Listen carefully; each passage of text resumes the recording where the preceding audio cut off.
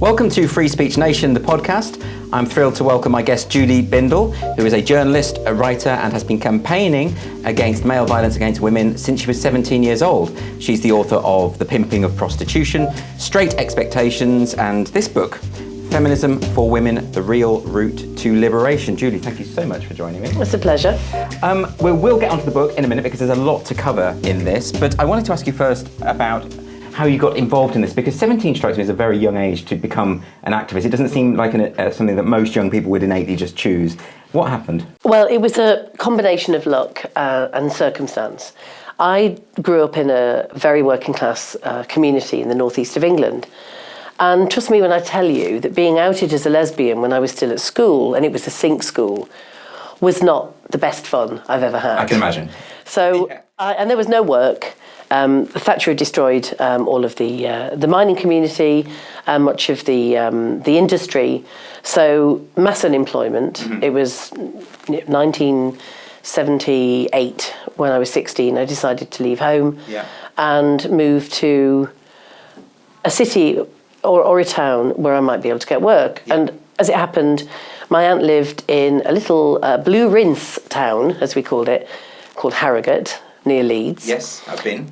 Right, yeah. So there happened to be a gay bar in Harrogate. I've no idea why. Probably because people were so bored, the straights were going to it. Yeah. But anyway, I met someone who was visiting, another lesbian of my age, and we moved to Leeds together. Right. And when I got to Leeds, of course, the first thing I did was look for the feminists, because I realised at that time lesbianism and feminism were pretty indivisible. Mm-hmm. So where you found one, you found the other.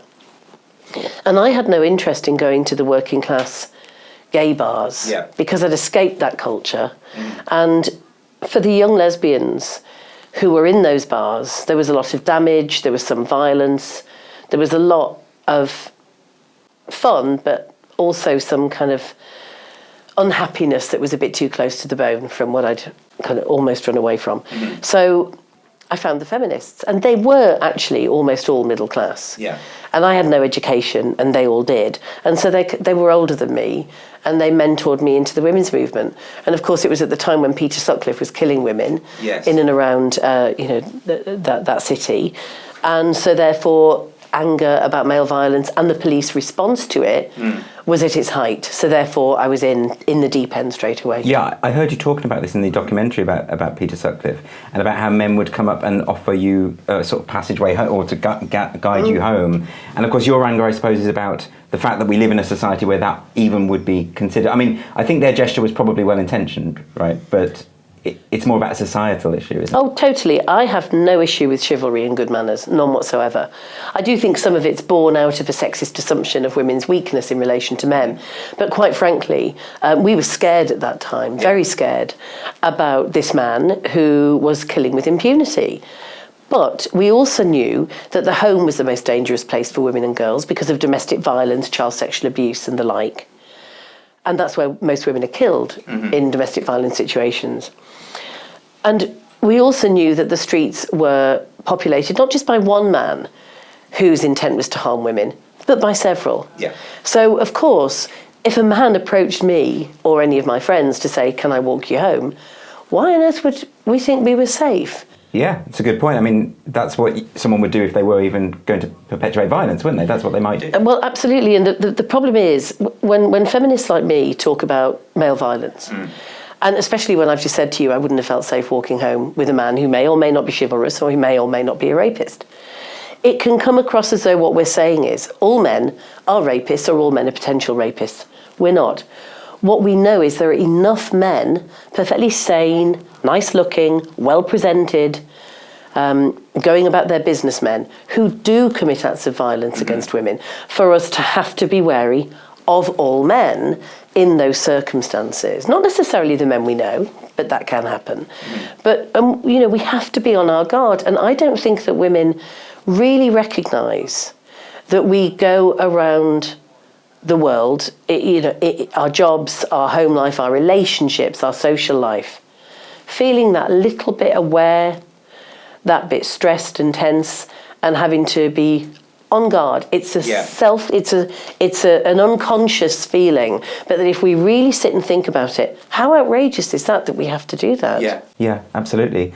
So did you decide that the best way to get into, to address these issues, I mean, you've got the activism on the one side, but then you went into journalism. Now, how did that happen? Or was that just a natural thing that came about? I mean, it came about way further down the line. When I first became a feminist and when I was living in Leeds between 79 and 87, you know, we were doing activism almost constantly, and none of it was paid. And quite frankly, I got involved in the grey economy to keep me afloat.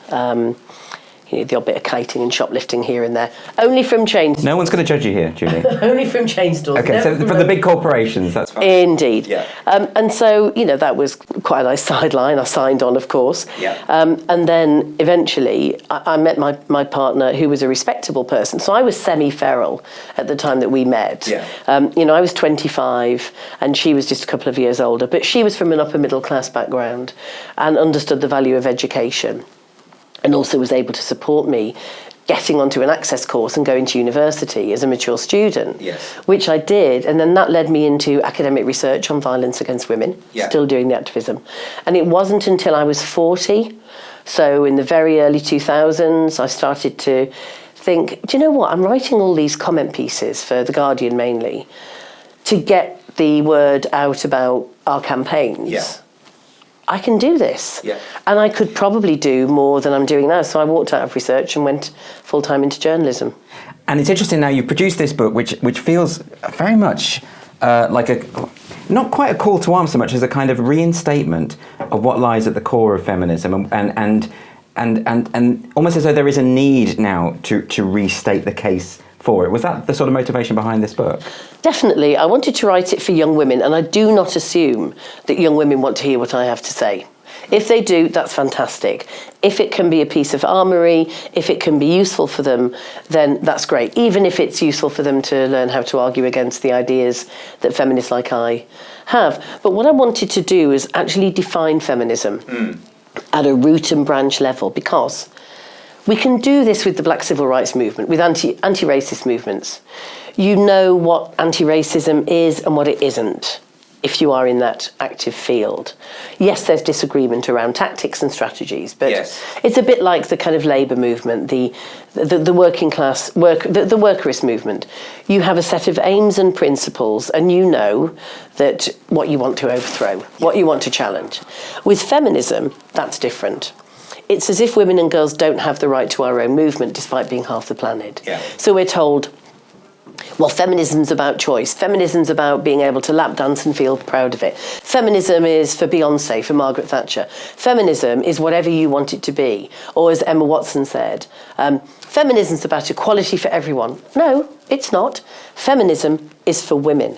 And feminism in recent years has been subverted and misconstrued to something that more benefits men than it does women. So this is really interesting because, you see, I'm not sure I agree that phrases like anti-racism or racism, you'd like to think we all know what that means, but actually, these days, different people have different definitions of what these things mean. And similarly with feminism, I mean, you've said in the subtitle is the real route to liberation. And it does seem like what you were saying is we need to clarify what feminism actually means.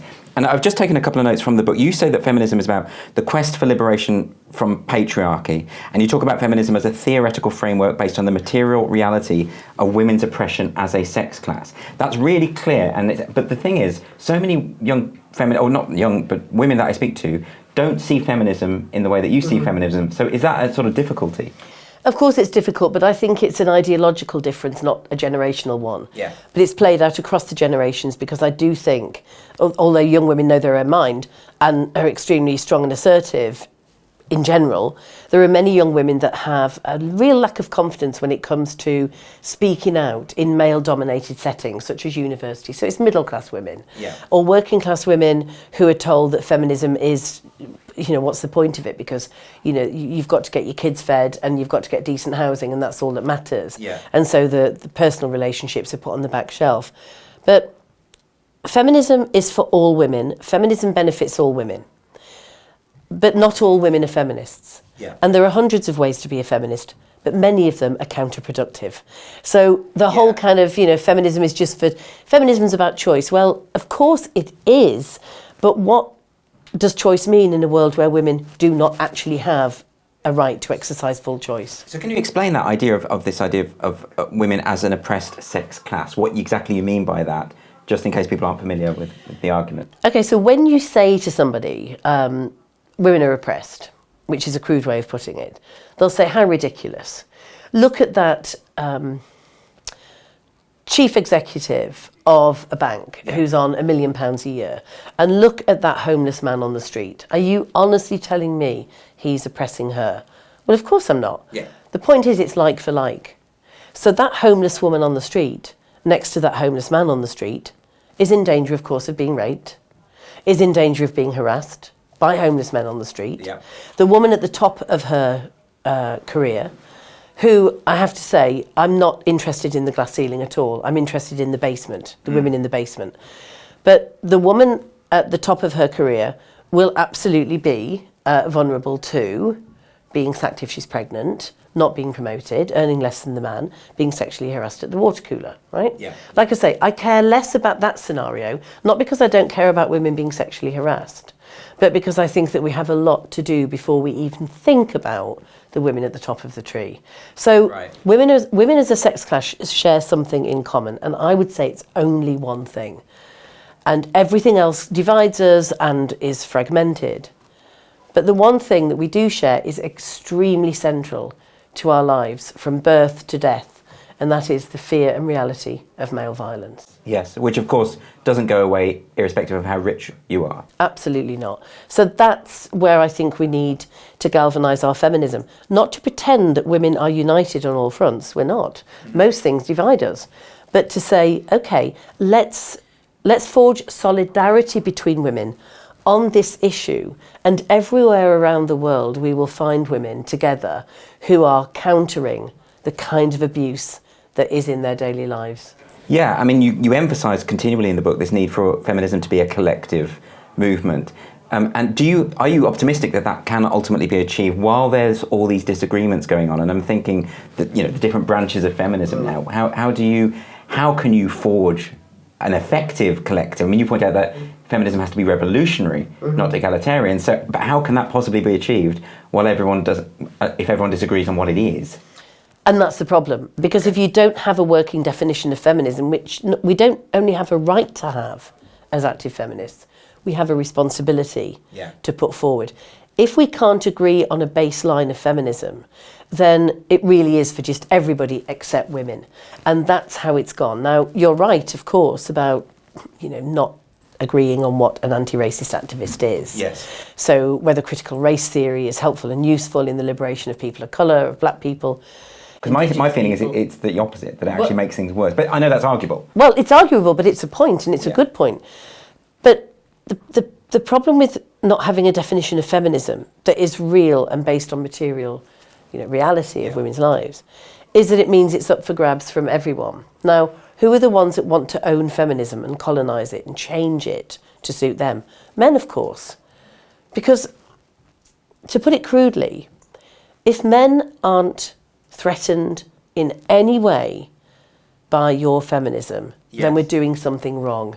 Well, that's interesting, because in your book, when you're talking about whether men can be feminists, which you resolutely say they cannot be feminists, and you actually say that, how do you put it? You put it, it's almost like a zero-sum game. You say, why would we want men in a movement with the primary aim of taking away their patriarchal power? So you do see it in those terms, that actually it is a zero-sum game for you. I do, but I really want men to be feminist allies. Right. And which you make clear in the book as well. Yes, and do you know what? I hate the word ally, but I couldn't actually think of another word. There probably isn't one, is there? No, I mean, ally has become such a awful word. Allyship. Yeah, it's cringeworthy, isn't it, a little bit? Oh, it really is. But what I mean by that is the men that are doing work to end violence against women. Yeah. And I know them. I've almost got a man in every port, right? So where I travel around the world, so in Africa, in South America, across Europe, in North America, I have friends who are doing this work, and they're brilliant. and they work with other men, and they don't want cookies, they don't want praise, they don't want to be adorned with a kind of superhero costume and put on the podium as the keynote speaker. Yeah.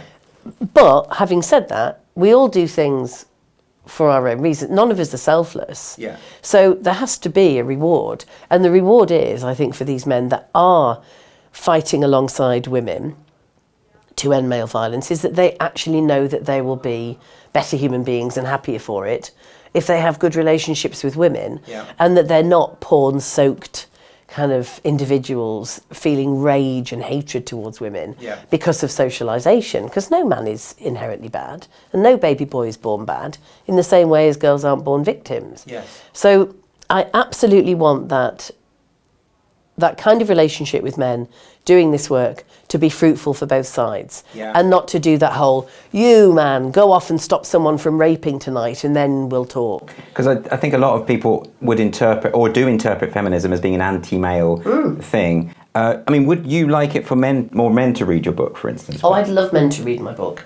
I would, and I think they might get a surprise, because first of all, it might show them what active feminism is. So as opposed to the kind of keyboard warrior blue fringe tweeting that goes on, that passes for feminism, that achieves nothing.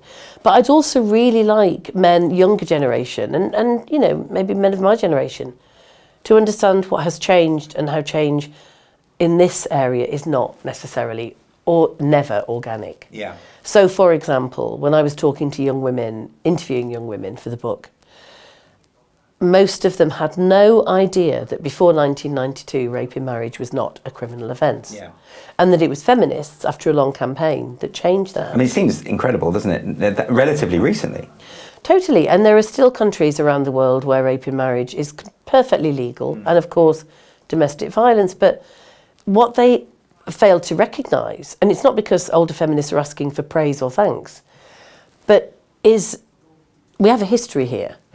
Feminism has a history, and we have changed things, and these are the laws and these are the societal norms that we have successfully changed. And therefore, if you actually campaign alongside women from different generations, and if you pick up your own campaigns as issues relating to young women today, because so much of the abuse is online, you can also bring about change, such as the campaign group that I interviewed, We Can't Consent to This, about the rough sex defence, where men are saying that she literally asked to be murdered during sex. Or the upskirting law, you know, taking photographs or filming up a woman's skirt was not a criminal offence. Young women campaigning have changed that. There's been all kinds of brilliant changes from when I first joined the movement in '79 up to today. But we need young men in particular to understand why we dinosaurs go on so much about our sex-based rights, because we had to fight tooth and nail to introduce them, because otherwise their own mothers and their aunts would be fleeing with nowhere to go, no refuges, no rape crisis centres. I think it is just often that you don't think outside your own experience, you know. I mean, I had an experience recently where a friend of mine, she's recently moved to a very rural area, and said, for the first time, I feel it's quite liberating. I just walk out at night and I'm not constantly looking over my back. And of course, I never think about things like that. So just even hearing that kind of story wakes you up a little bit, I suppose.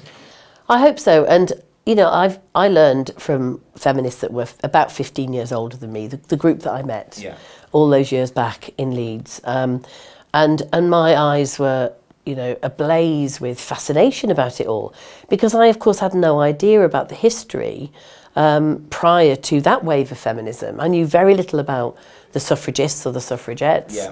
And I just thought, look, if young women understand that change only comes through agitation and campaigning, then they're just going to sit back and think everything bad that's happening to them right now can't be helped. And instead what they've got to do is capitulate to it. Maybe it's helpful to outline what exactly we mean by the various waves of feminism, because you've just mentioned the suffragettes, which is what is classified as first wave feminism, and then you're often called the second wave feminist, which would be the sort of, I suppose, 1960s type of feminist, the Germaine Greer kind of women's lib movement. I think you'll find that Germaine Greer and I are very different feminists. I know, but I'm just saying this is the way that the second wave is described. Is that unfair of me? Not at all. No, it's just that it's so kind of pointless and also confusing. Yes, to that's have why these I want so-called. I want clarity. Yeah, no, it's a good question. I mean, obviously, the suffragists and the suffragettes were, the first active feminists that brought about legal change. Yes. I mean, there's always been a women's movement. There's always been resistance to patriarchy, to male violence, and that was, definitely before those movements. And then, of course, there was a resurgence in the 60s and 70s in the US and the UK and other countries as well in the global south. I suppose during the time that people were protesting, it was post-war protests to, change the world for the better. But feminism came very much out of the sexist left in the US and the UK. So obviously those women were working with men they'd probably started, for example, protesting the Vietnam War. Yeah. And then, they were sort of involved in regular socialist campaigns, and realised that the men on the left, just like the men on the right, didn't want them to become liberated from their own control, because that meant them losing their privilege. So the women went off and formed their own movement, which was the Women's Liberation Movement. Yes. Now, I won't use terms like waves, because if you think about what happened with that vibrant feminism that I entered towards the end of the height, it did peter out, and it was replaced with something called femocracy. So women who were going into paid jobs, wearing suits to go to work, working in town halls, signing off equality and diversity policies, instead of fighting for liberation. They started to fight for equality, which was a pathetic, kind of way to fizzle out that energetic movement.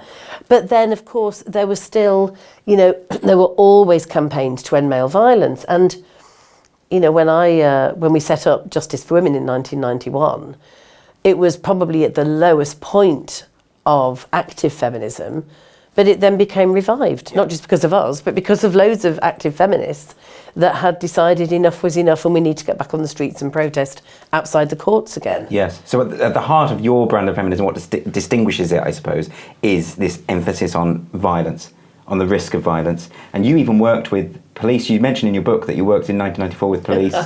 I did. Now, can you tell us a bit about that? Because I didn't know this, and it seemed quite surprising. That was fun. So I came out of university, needed a job, and a colleague of mine said, we're just starting this civilian project in a North London police station where we go out with the police officers to offer the support and the advice to the women while they go after the perpetrators. So in other words, doing policing work. And policing of domestic violence at that time, it was the early 90s, it was pretty chronic. There was still a lot of prejudice around. It was kept in the family very much, wasn't it? It was just awful. The way that they talked about the women was just a disgrace.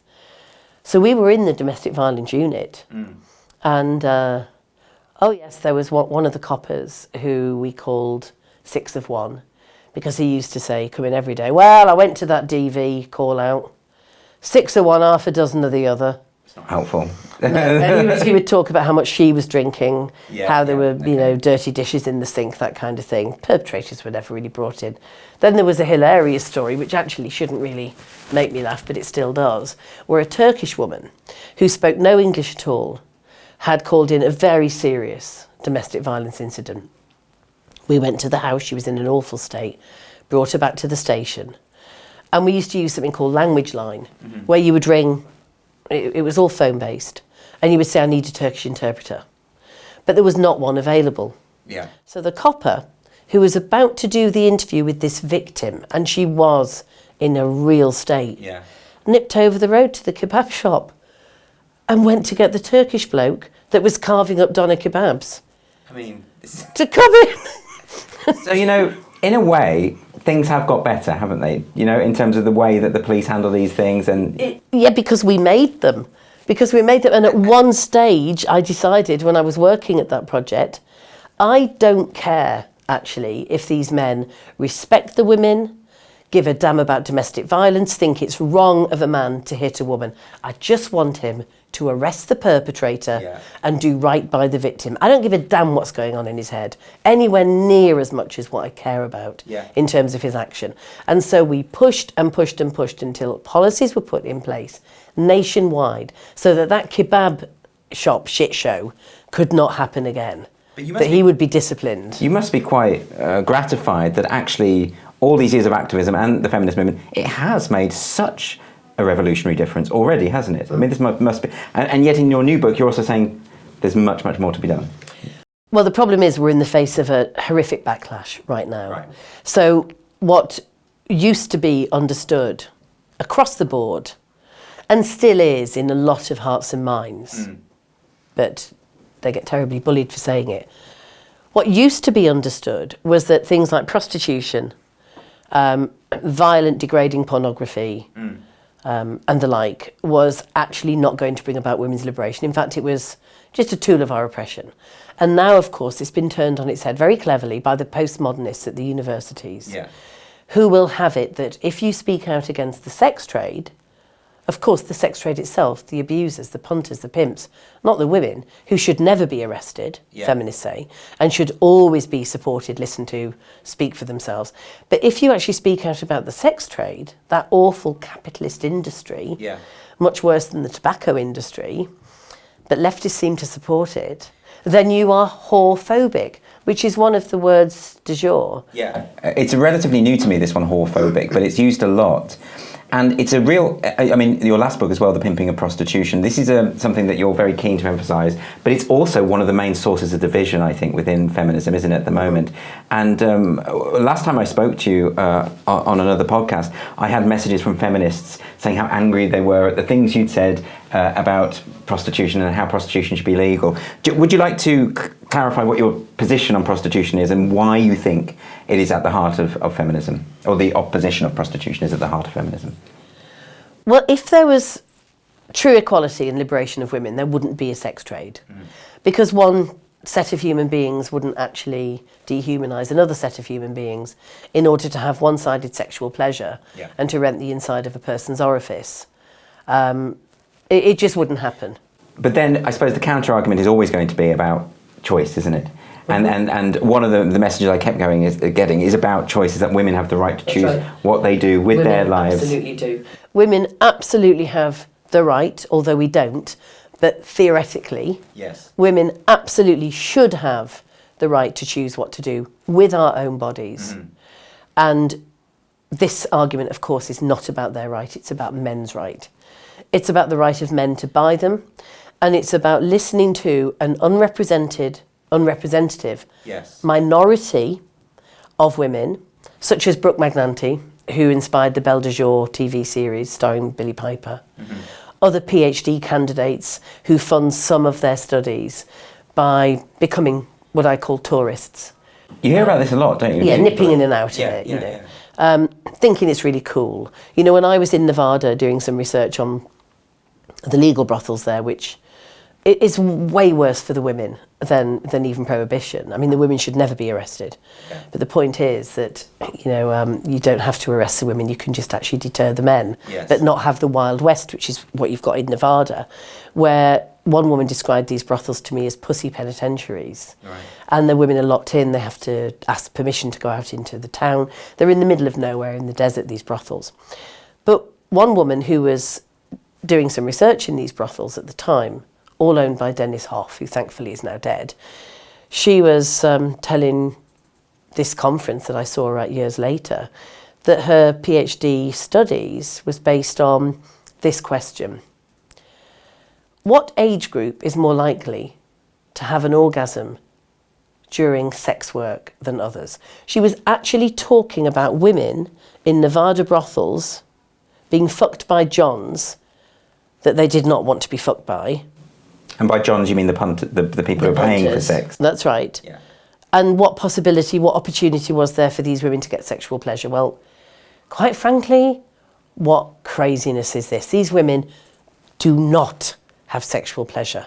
Because you've travelled the world talking to prostitutes around the world about this, and so you have a very a good overview of. And you would say that, because I think there's a misunderstanding about this, because when we see on TV, often middle class women standing up saying, "But it's empowering to me."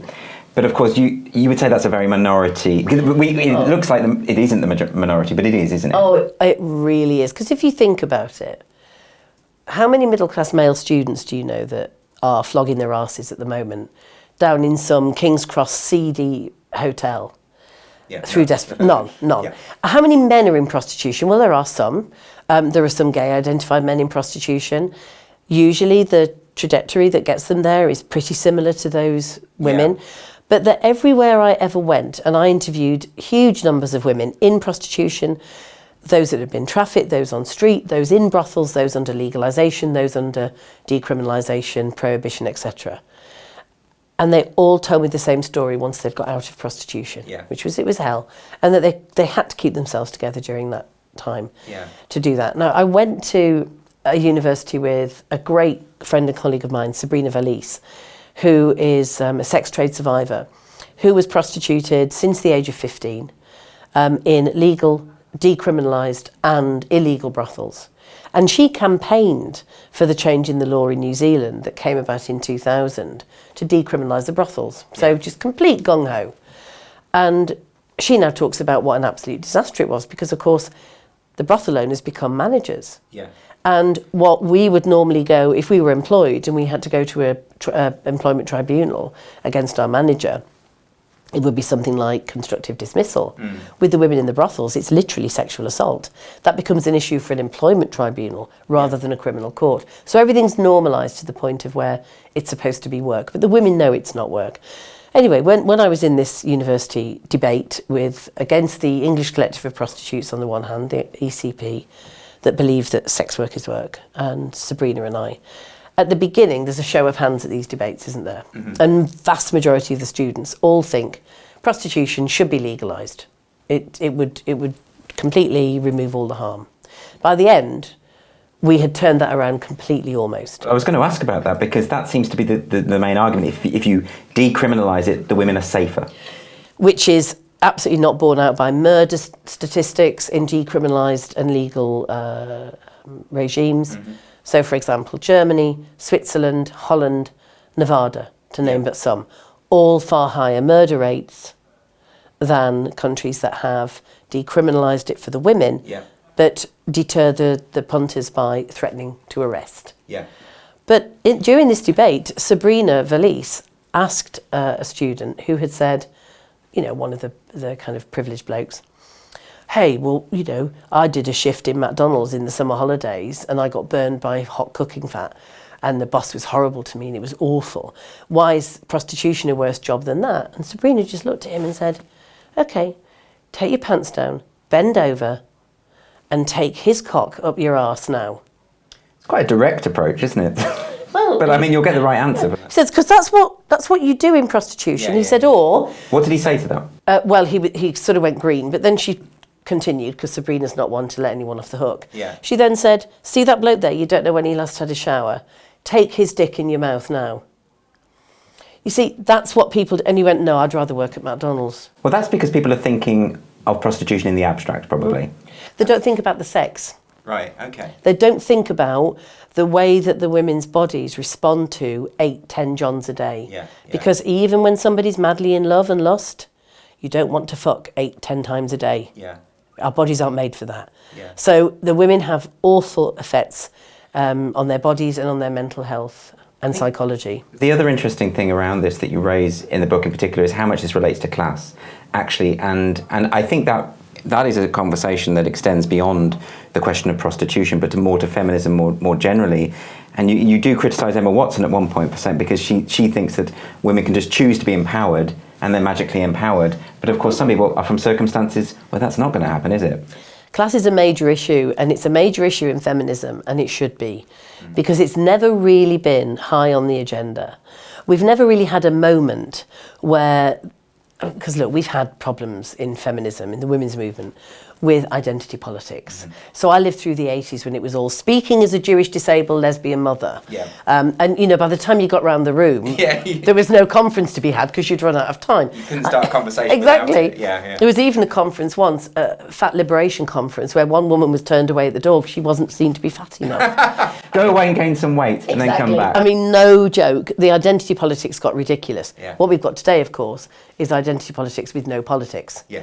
And just individual identities that relate to nothing at all. Absolutely. You know, at least some of those identity politics, I mean, it went berserk in the end, but some of them began in looking at structural oppression. And they were rooted to politics, actually. But, you know, they were. I mean, it got silly. Anyway. It got really silly. It really did. Yeah. And I've completely forgotten what you were asking me about. I was asking about class and the importance of class. So class has never really had its moment in feminism, and I'm rabid about class because I see class as a huge issue where these women are talking about whorephobia or transphobia, or issues that actually do not relate to women's lives when they are struggling to exist in a world that does them no favours. Yeah. And the only moment that really dealt with class in the early days of the women's movement, which didn't really deal with it, was some working class women who got very angry, who started demanding checkbooks and money off middle class women. Right.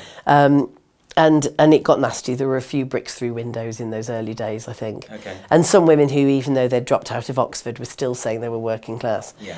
And that happened in the States. I remember Kate Millett, one of the most amazing second wave feminists, going round to Andrea Dworkin's, ditto, brownstone in Brooklyn. Yeah. And going absolutely mad about the amount of privilege Andrea had when she'd actually, all she had was a house and she worked, 24 hours a day in the women's movement. Yeah. But class should be something that is way more on the agenda than whether somebody is sapiosexual or demisexual or gender fluid. And I suppose because the entry into prostitution is often through poverty, right? And that's absolutely the heart of it. Why do you think it is, though, that so many feminists would prioritise the kind of multiple sexual identities you're talking about, rather than class, which has a kind of material impact on your life and how you can live your life? Because if you just talk about who's sapiosexual as opposed to who's being abused into prostitution, you have to do nothing at all except for tweet how brave and stunning. We should probably clarify what sapiosexual is. It's when you're attracted to someone's mind, isn't it? Someone who's brainy, yeah? I believe I've got that right. I think you have, yeah. But who knows, because there's so many abrosexual and... I can't even... There's so many. Yeah. But of course, the reality of not having any money is, and particularly for women in certain circumstances, that's... Of course, but if you've got upper middle class kids sat on Twitter and they're talking about being oppressed because they're asexual, but that they're only asexual. I saw something on TikTok which was hilarious. They're only asexual half of the time and the rest of the time they're aromantic, but that might mean that they're aromantic but they're not asexual at that time. And why can't everybody understand? Yeah. And all you have to do to actually bleat on about that oppression is to sit there on TikTok for 30 seconds and say it.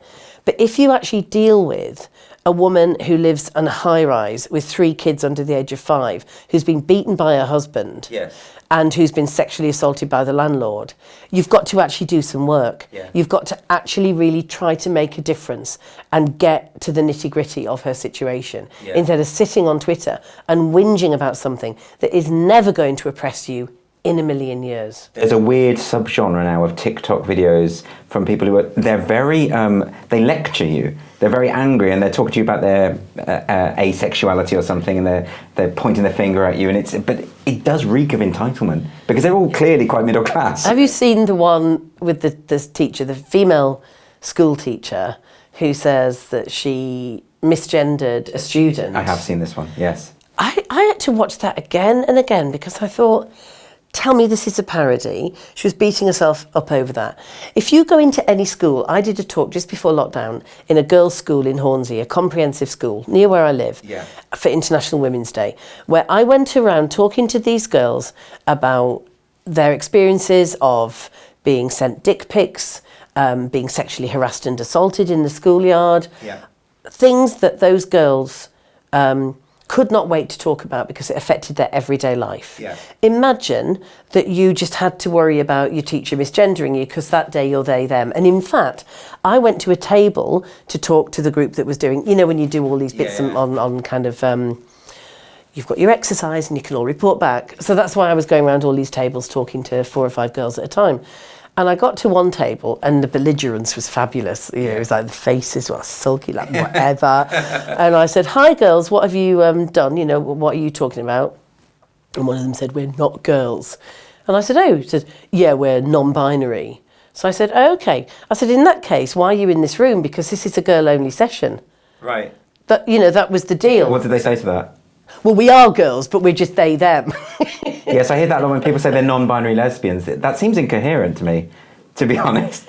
But there were soon girls. But I wonder, like with that video with that teacher, and she was talking about how she'd accidentally, the pupil had said, "Well, I was she, her, and now I'm they, them," and then the teacher had called her, right? But if I was a kid at school and I wanted to cause trouble, that's what I'd do. I'd change my pronouns every other day and I'd make the teacher try and get it right. Yeah, I mean, when I was at school and I wanted to have a day off or go to the sick bay, I used to pretend I'd eaten mercury from the clock. That's a good one. Yeah, I mean, it worked.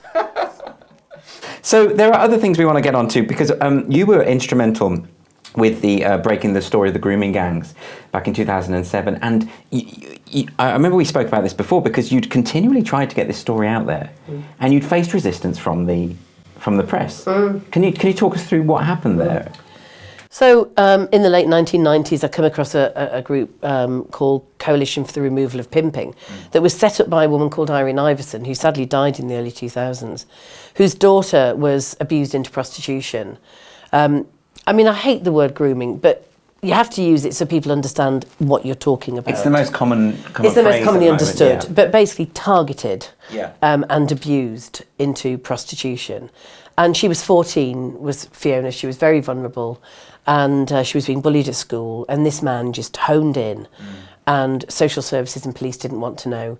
And when she was 17, she was murdered in a car park in Doncaster by a punter. And so that was the life trajectory of Fiona Iverson. And her mother started to campaign because the police did not give a damn. It was, well, she's consenting to seeing this man. And How old was she? she was 14 when he started abusing her, and he fed the line. Fiona was white and the abuser was black, and he was saying, "Your family are racists and that's why they don't want you to see me." But how does consent come in if she's below the age of consent? Well, of course it didn't, but the police didn't care. He pulled every trick in the book, and the police just kind of went along with it. Right. And I mean, this was a very liberal family, a very kind of. I mean, Irene was a peace campaigner.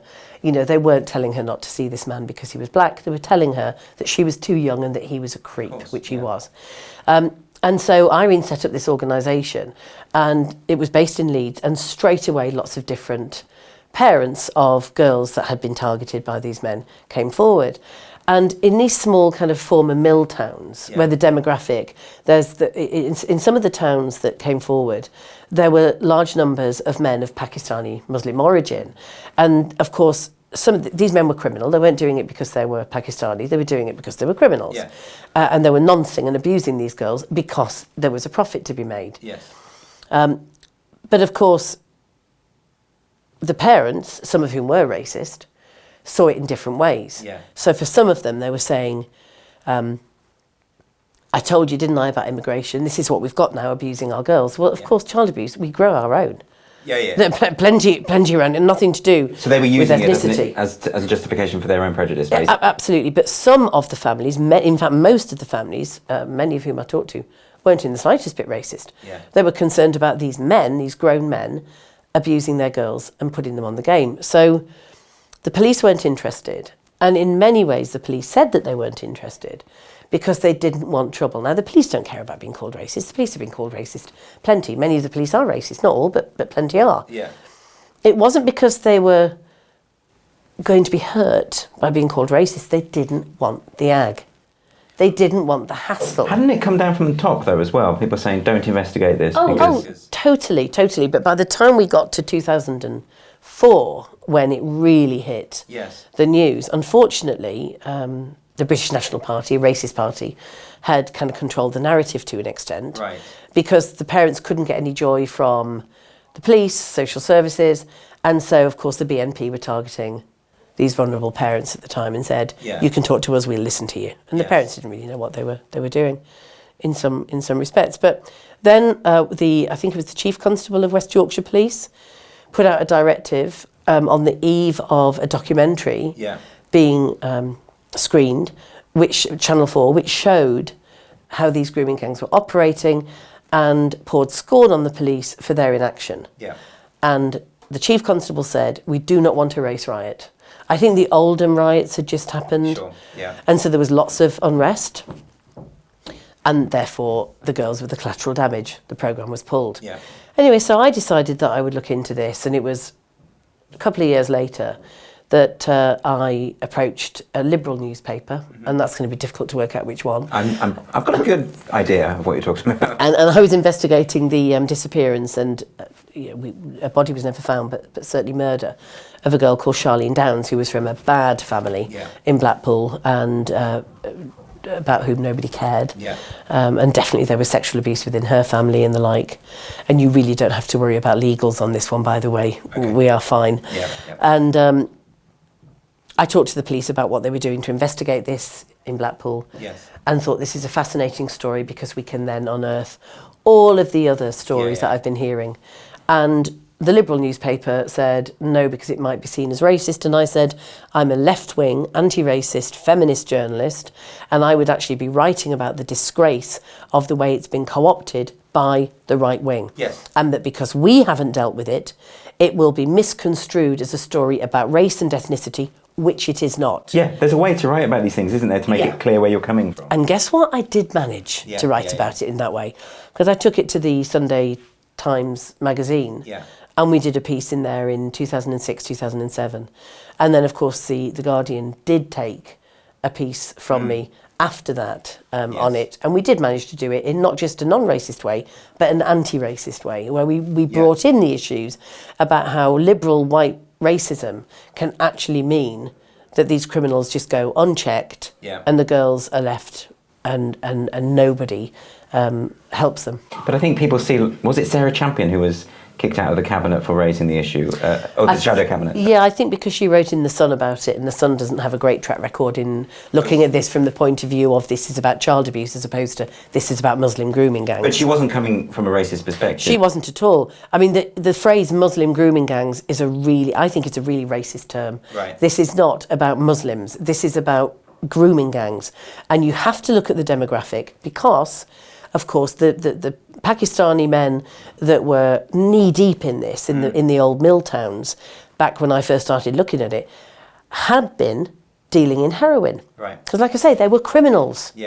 And, of course, heroin became too hot to handle, so their merchandise became girls.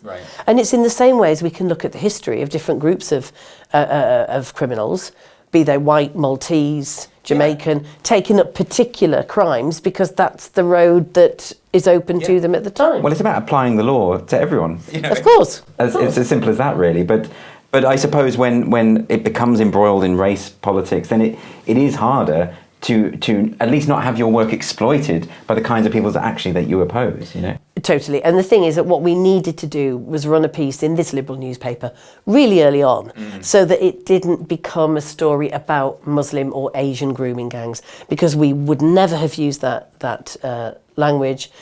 We would never have laid out the story like that. And we didn't in the pieces that I did. But then, of course, the Times took over the story with some great investigation.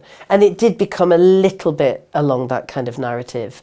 And some of its coverage was criticised. I think some of it was criticised unfairly and some of it was banged to rights. But what should have happened is that the liberal press should have taken this up immediately. I think you raise a really important point here, is that again and again, I think the left-wing press, or the press that consider themselves left-wing, often leave things alone and it gets owned by some quite nefarious people. And then it becomes impossible to even talk about these issues without being branded as such. And that isn't how it should be. Completely, because, if you actually want to expose an atrocity. And of course, journalists should run towards the news, not run away from it.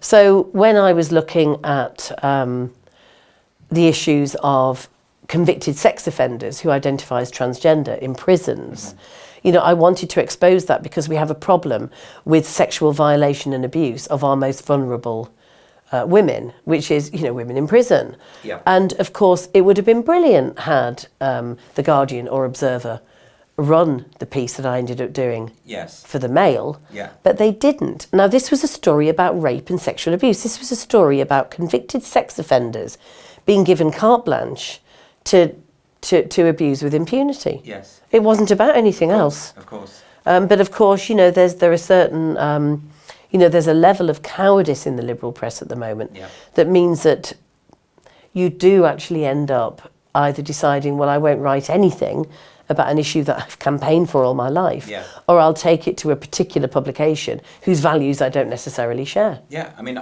you know, I have been accused of these things when I talk to a right-wing person on a certain platform. People say you're the same as that person. I'm just over all of that, and I don't even think. You know, there are some people I won't talk to when they go too far. But you know, I think you did a very interesting tweet the other day about how, you know, stop asking me why I write for the Mail, start asking why the Guardian won't publish what I need to write. And I think this is now becoming, Suzanne Moore now is published in more right-leaning publications. Of course, and then you bring a left-wing feminist view to that paper, which I think is all for the good.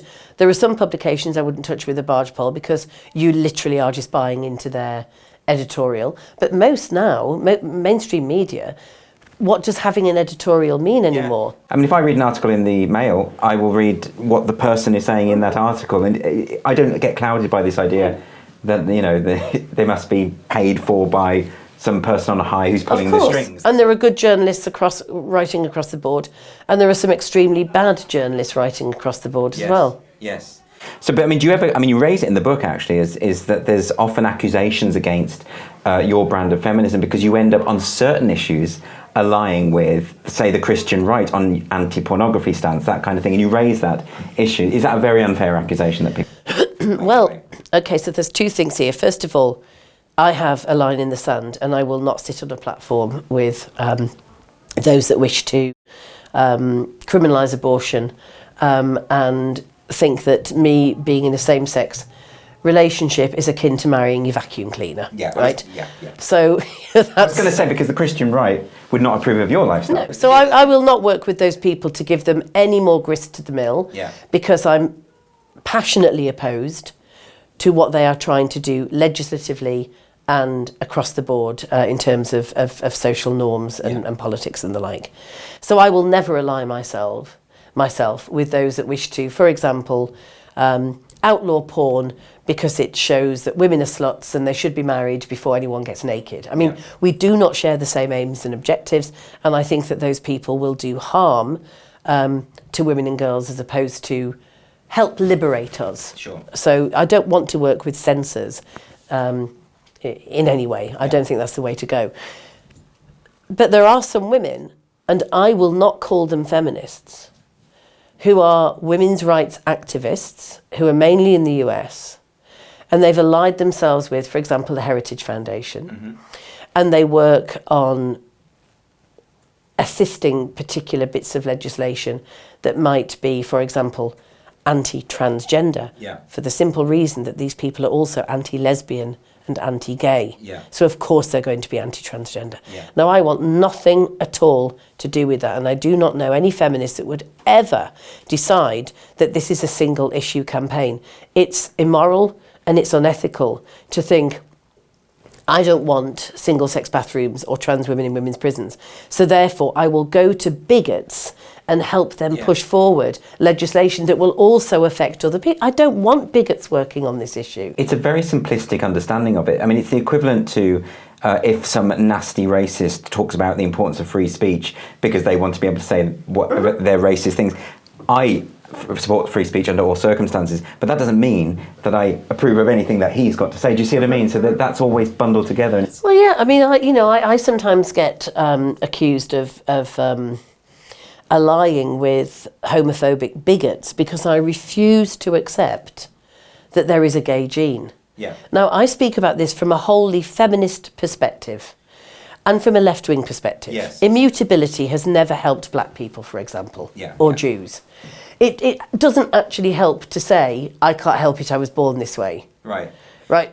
Nobody protected Jews or black people in those circumstances, I am not going to ask to be tolerated, and I'm not going to be I refuse to use the conservative argument that I was born that way in order to stop the bigots legislating against me or kicking my head in the street. Well, let's talk a little bit about that, because I'm really interested in this idea, because I think the question of whether there's a gay gene or not is a question of fact. It either is or it isn't. And they haven't found it yet. And they haven't found it yet. It's interesting because you're talking at it almost in strategic terms, and I've spoken to many gay people, and I find, and I don't know why this is, but I find that the vast majority of gay men do believe that they were born that way for whatever reason. It's only from lesbians that I've spoken to who will absolutely reject that and say, they don't go so far as to say it's a choice, but they often say it's a social construct. Well, why do you think there's that distinction?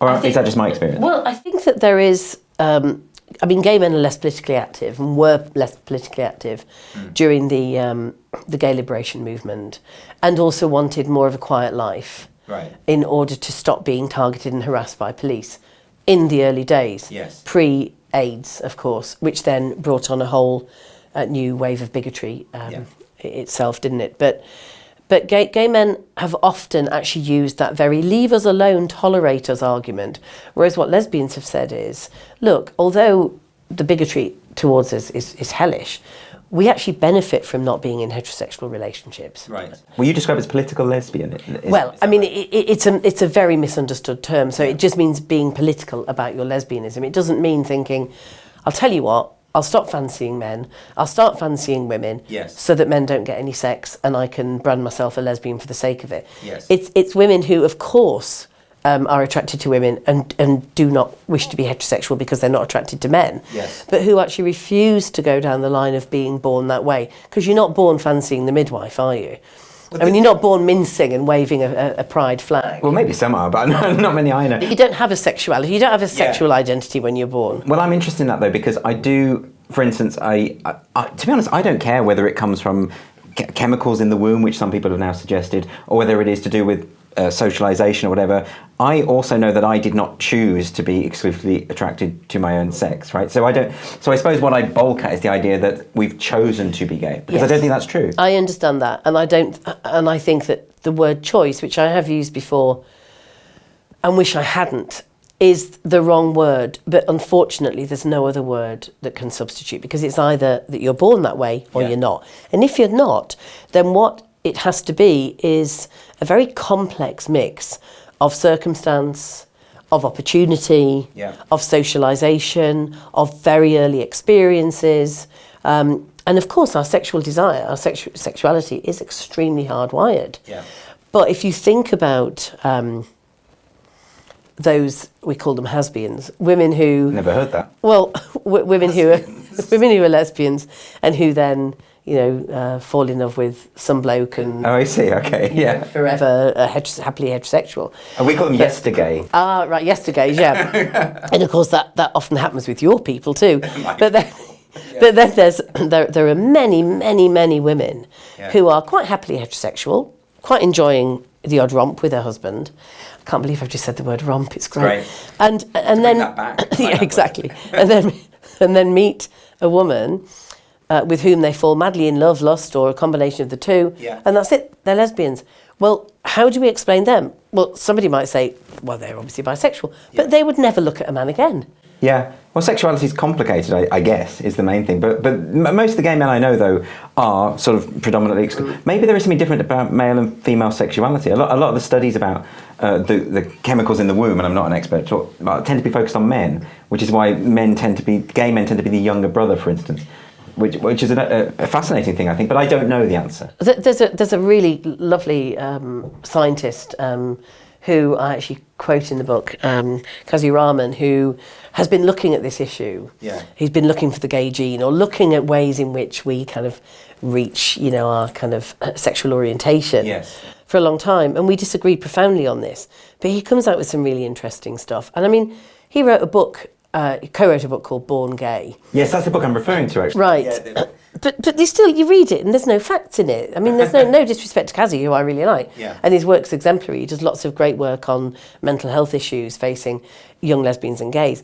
But I think the reason why people are so desperate to find a causal link is because then young people who are being bullied by anti-gay bigots can say, I'm gay because my mum took X drug when I was in the womb and that's why, so stop bullying me. But it doesn't work like that unless we're proud and say, do you know what? It doesn't matter a damn why we are lesbian or gay. Yeah. We just are. Stop looking for it. Why are you looking for a cause? Why do we need to do this? And so, like I say, there's either a gay gene or there isn't. And trust me, they've been looking for it for a very long time. Yeah, but that's the point you make is actually that it doesn't matter. And I think the nervousness around it is that if it is perceived to be a choice, then that validates, say, the extreme Christian right, who say, well, you're just sinning then, aren't you? Yes, so the thing that we say to the extreme Christian right is, do you know what? I know you don't care whether I was born gay or not. Yeah. I know you don't care whether or not I am choosing this. You just want me to stop doing it. Yeah. And the reason I know is because I went to gay conversion therapy in Colorado. You mentioned this in the book. I was fascinated by that. I didn't know this about you either. So you went undercover. I did. Spoke to a therapist. For a week. That's impressive. You a good actor? Yeah. Because I would have let it slip, I think. I would have laughed or something. I was deep in persona. Okay. You were called. I was called Mary, and no, I wasn't called Mary. I was called Jo. But it was based on someone But it was called Mary. based on someone I knew called Mary. And the only way that I could stop myself from actually crying in this pseudo-therapy when this so-called therapist was going on about my mother, because they have to really destroy everything about... Oh, they say it's to do with trauma, right? That's right. Yeah. And you know, I'm very old-fashioned, right? Working class northeast. No one disses my mother. Yeah, so even when you're in character. Yeah, exactly. So I had to actually channel Jeanette Winterson's mother. Right. In order to not care that she was really slagging off this character's mother. Yeah. But it was pretty hard going. And I'm a tough person, but it really, even though I've been an out and proud lesbian for more than 4 decades, it shook me up like nothing on earth. I mean, these people are very nasty, but they did not, I'm telling you from experience, they did not care how I'd come to be a lesbian. They just wanted me to stop. And that's why we can't play the bigots game. We can't say, we're born this way, we can't help it, just because they're saying that we could choose not to be. Because what they mean is, we will force you to stop. And in this small town in Colorado, that's what they were doing. The therapy isn't to get you to be attracted to men. Yeah. Because that's not going to happen, right? Right. And they know that, do they? They know that. The therapy is to actually convince you that if you don't live a good Christian life, in other words, a heterosexual one, you're going to hell. Yeah. Well, that's sort of is that what Milo Yiannopoulos is saying now these days? He's saying he's become straight and that you can choose it. I don't know. It was incoherent what I saw him say the other day. We shouldn't play the bigots game. Right. Just because they say something doesn't mean we will. For example, the most extreme religious fundamentalists will say that pornography is bad for children. They are talking about it from a completely opposite standpoint to me, and that's why I'm not going to agree with them. Yeah, so you can end up agreeing on the end point, but you just don't agree on why you have those views. Exactly. Yeah. That's really interesting. When you talk about those sort of Christian fundamentalists and you use the word nasty there, do you think it is always nasty? Because sometimes I get the feeling that they do genuinely believe that they're on the side of the angels. They do genuinely believe that it's for your own good and they're trying to help. Yeah. It's just delusional. I think the fundamentalists are nasty. Okay. Yeah. I think that they are seriously... They do not care about the damage, the psychological and even physical harm that might meet someone who is enmeshed within, whether it's the Pentecostal church or other kind of religious fundamentalist groupings, which, you know, they're cults. And the damage, of course, is most profound when we're talking about women and children. Mm-hmm. I mean, this outfit that I went to in Colorado, you know, that I had to book into the Christian hotel that was affiliated with this counselling centre. It's like I was watched from every corner. Wow. I had to actually put a disguise on to sneak over to Chipotle to get a margarita because, you know, the hotel was dry, of course. And, you know, trust me when I tell you that you need drink after a daily session like that. But they watch you and they send children to these awful therapists, and I met some of them that had been through this for real. Yeah. And my God, you know, how they had survived, I don't know. These were incredibly courageous people. But imagine pretending to be a loving father or mother and sending your child to be told that they are scum, pervert, weirdos, worse than dirt under their feet, and they can only be welcomed back into the family if they do something that's going to cause them daily distress. I think that's pretty nasty. Yeah. Did you come out to them in the process, or did you wait until you got away? My plan was that at the very last session with Kelly, I would say, actually, I'm a journalist, you can look me up, and here's who I am. Because she loved me. Oh, she loved me, the therapist. Did you have any affection for her at all by the end? No, okay, fine. And did you do that? Did you open up to her at the end? I felt too unsettled by the end. I felt very, very vulnerable. And I actually went to the airport, Denver airport, to get my overnight flight back. And this really isn't like me, but I told the cabin crew who was sitting waiting at the gate with us because there was some problem with the loos on board. She asked if I'd been on holiday, and I said, no, I'm a journalist and I've just been undercover and I've just been to gay conversion therapy. I mean, I've no idea where it came from. I never talk to people at airports or... Well, I mean, maybe you had to get it out. I clearly wasn't well. But she said, what? And she shouts, Declan, come here. And this little bloke minced over in his uniform. And he went, what? She said, tell him what I've just heard. And I said, well, I've just been to gay conversion. He went, oh, he said, love, where are you sitting? And I says, well, unfortunately, I'm on a row. I got here too late for an aisle seat. Trust me when I tell you, Declan looked after me on that flight. There was, the booze flowed, and the three-course meal was straight from first class. Amazing. But no, I didn't tell her, but when I got back, I sent an email and said, here's who I am. And she was absolutely horrified and terrified, and so she should have been. It wasn't that I felt vindictive towards her at all. I wanted her to never do that again. Yeah, absolutely. So one final thing I want to ask you about, which is something you talk about in the book, is you make your appearances on various university campuses, and you're quite known now, I think, for getting invited and then having your invitation cancelled. And you make a very important distinction, I think, between no platforming and deplatforming. Do you want to just talk us through that? Because it seems to have affected you more than most people. Yeah, thankfully now there's plenty of people that have, taken up the mantle. So, they're busy no platforming and deplatforming others. Okay, so I was no platformed by the NUS. And that was to clarify for people, it means you get put on a list of, say, fascists. So in 2008, they decided that I was, to be put on this list alongside fascist and terrorist groups and a couple of individuals like Marie Le Pen. Just someone with extreme right-wing views. And clearly, as a feminist activist all my life with left-wing views, this was quite incredible. And then it went from the NUS not being willing to share a platform with me, which suited me fine, to being invited, being advertised all over campus, getting a full house, because I'm only ever going there to talk about violence against women and how to counter it. And actually, students want to hear this stuff.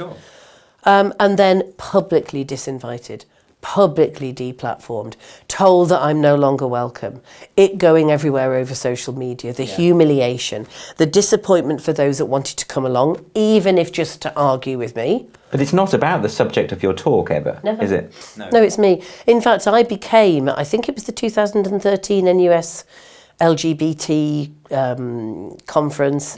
The motion was, Julie Bindel is vile.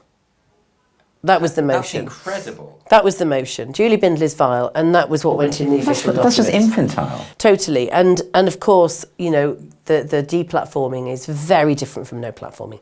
No one has a right to be invited to play. Why would you? I do all of this work as part of my activism, so it's not paid work. It's campaigning work. You're doing them a favour.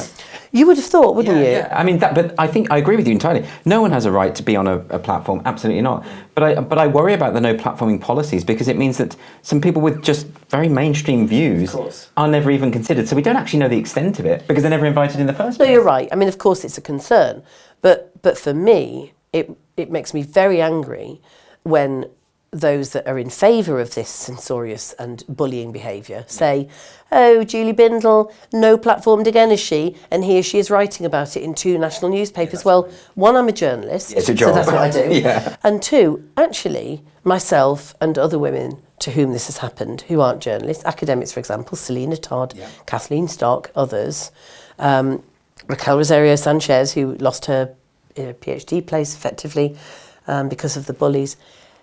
I write about it and speak about it because I can. Yeah.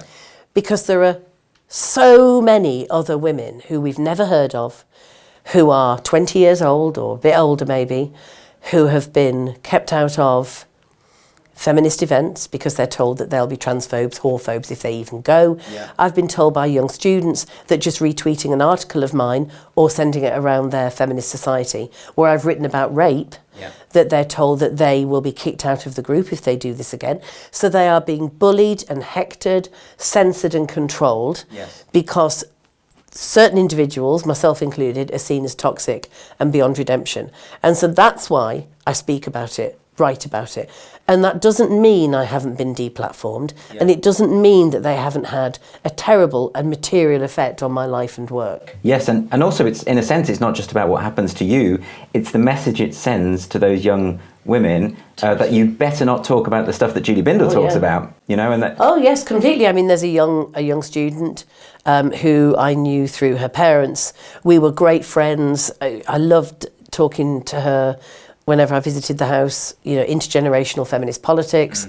And, you know, she came to a couple of my launches and talks, and she once retweeted me, again, about violence against women, and she was piled on like nothing on earth, and I had to beg her to block me on Twitter, because that would have been the end of her student career. That would have been it. So if I don't speak out, and if I let them get away with it, it means that all of those young women will think that they're done for. But if they see others standing up against it, then they know who to come to if they want just a little bit of advice. And that's why I wrote the book, because I actually want young women to know that we will have their backs, that we will take a bullet for them, that we will stand in front of them when the bullies come after them. This is a movement, you know, yes, it's scary, and they don't have anywhere like the resources I've got. You know, I've got an established career, I've got a home, I've got a friendship circle. They can't destroy me, but they can destroy young feminists who are speaking out about the things that affect them on a daily basis: prostitution, pornography, sexual objectification and violence, and they need to be able to speak. Well, I think that's a fantastic note to end on, and this is the book, Feminism for Women, The Real Route to Liberation. So please check it out. I thoroughly enjoyed it, and thank you so much for coming on and talking to me. Thank you. This has been Free Speech Nation, the podcast, with me, Andrew Doyle, and Julie Bindel. If you like the show, please do like and subscribe and tell other people, and join me next week for another fabulous guest. Goodbye.